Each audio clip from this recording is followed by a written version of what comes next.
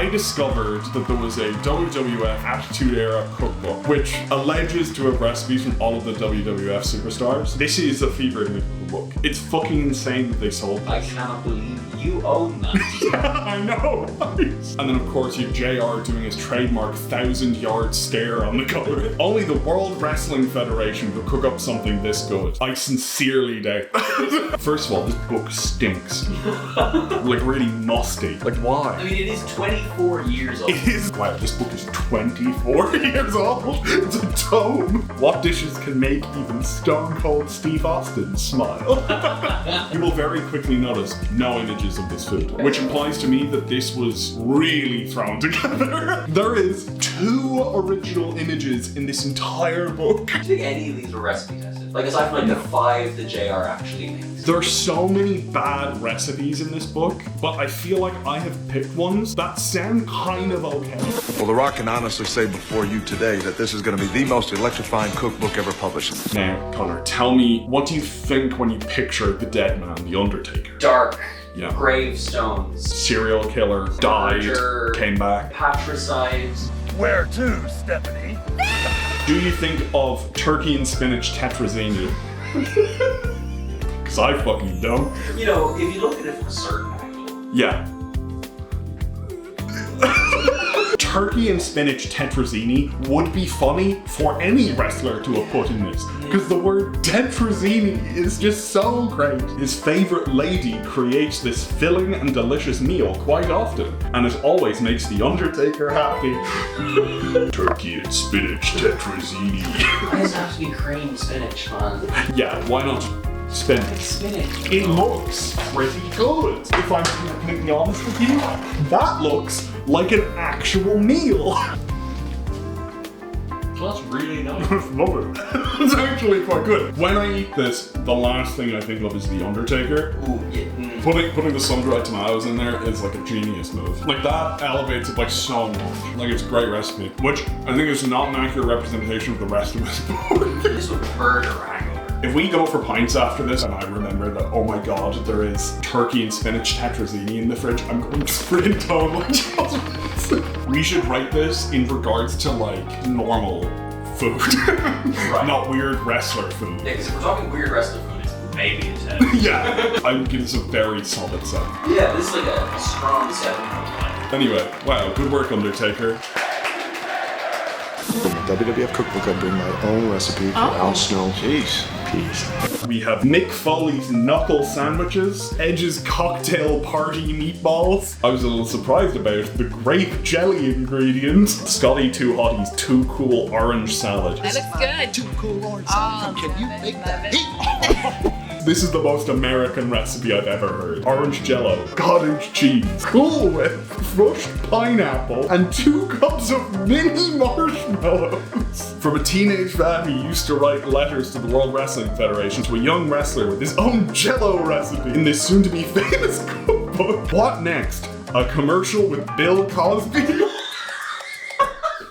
Black Jack Lanza's Mandarin orange and rice noodle salad. I don't know who that is. The Rock's Rock Bottom pancakes. Stone Cold Texas toast. It's just French toast with some cinnamon.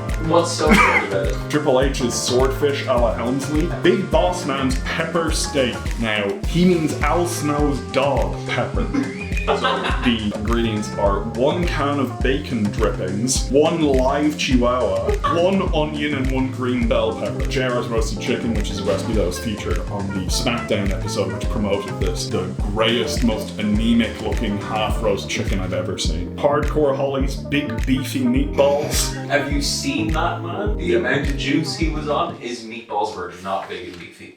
I scanned through it all, and it looks like it's gonna be a great bunch of recipes. Stone Cold, stomp a mud hole in your steaks and ribs simmering sauce. What? That's so convoluted. The description for this. This could be the meaning of life itself.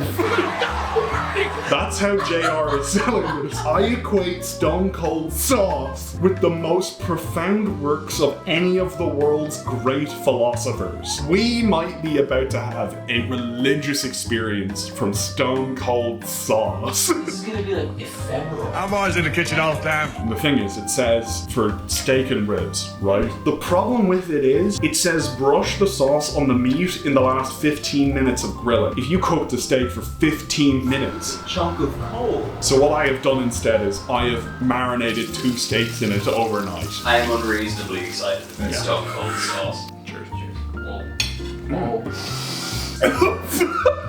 That's intense. I'm gonna take some of the sauce off this. I think you're supposed to fry off a lot of the sauce. Yeah, I'm gonna spoon some of the sauce over top. I feel like that's a good idea. Yeah.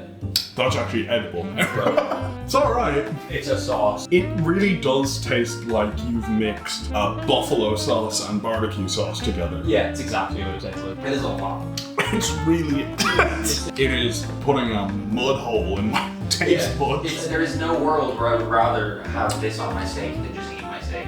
Yeah, Like, 5. Yeah, fine. And maybe there's some untapped potential, but I would have rather just eaten that steak by itself. I think I'm gonna try all the recipes out and see, you know, what everybody's coming up with. Who's a good cook or who has an idea about being a cook. Rikishi's rump steak. Rikishi is the first person in the business whose hind became the star of the show. My ass. Arguably no, given the state of women's wrestling at this time. Grilled steak Benoit. And you know what the worst part is? The recipe sounds really good. If it was attached to any other wrestler, I would have made it. Jacqueline's luscious stuffed green peppers. Eddie Guerrero's Mexican tortilla casserole. A great dish to enjoy while watching the XFL.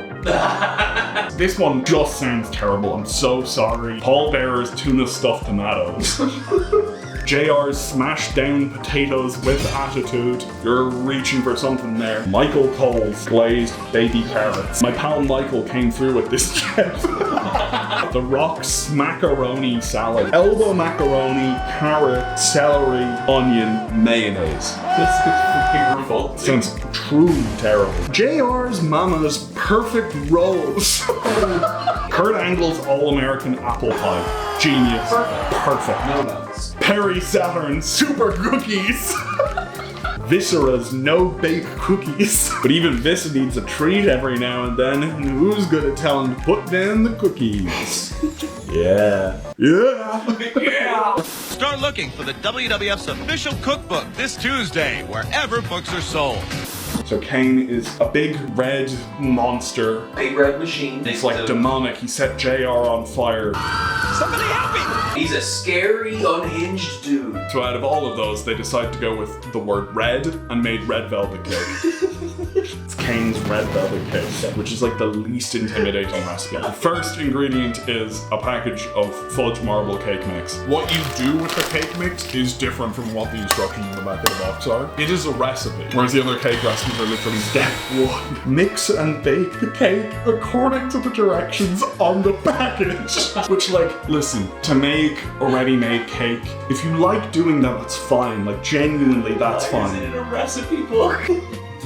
Like, what are we doing here? Then I made the frosting. Now, at the beginning of it, I'm like, oh, this is kind of interesting. You cook up flour and milk together to make like a kind of roux-like sauce. Granted, you don't cook out the flour first, so I'm assuming it's gonna taste a bit like raw flour. Ooh. But then it says you want to beat a buttercream for 10 minutes, which splits it. This is the cake.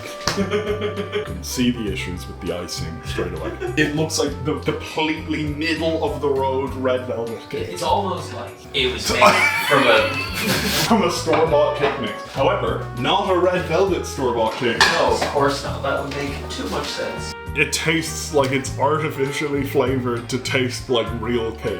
If you've ever had anything that is birthday cake flavored, It's this. it's this. The texture is like not bad. No, it's nice. The frosting is, It's nice. when you have it by itself, it tastes like flour. To me, it's the definition of a light 6. It's a decent cake. Hunger, taste, feast.